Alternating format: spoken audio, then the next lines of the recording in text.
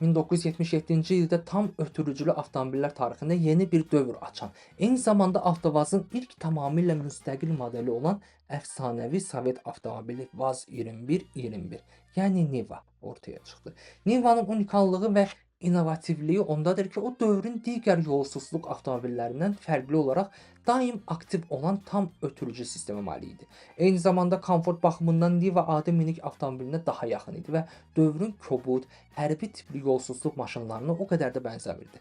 Niva qısa müddətdə bütün dünyada böyük maraq və sevgi qazandı. Artıq 1978-ci ildə model Brno beynəlxalq yarmarkasında qızıl medala layiq görüldü. 1980-ci illərin əvvəllərində isə 100-dən çox ölkəyə ixrac olunurdu.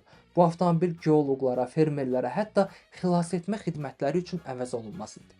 Kompakt ölçüləri və yüksək klirensi sayəsində daha iri avtomobillərin keçə bilmədiyi yerlərə rahatlıqla gedə bilirdi. Salon da öz dövrü üçün kifayət qədər komfortlu idi. Tənzimlənən oturacaqlar, isitmə sistemi və hətta damda lyuk belə mövcud idi.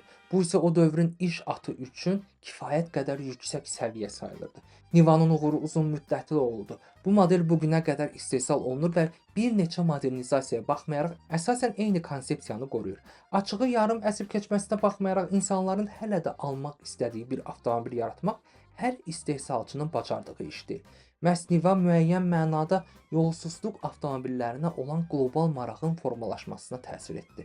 Çünki ondan əvvəl bazarda buna bənzər avtomobil demək olar ki, yox idi.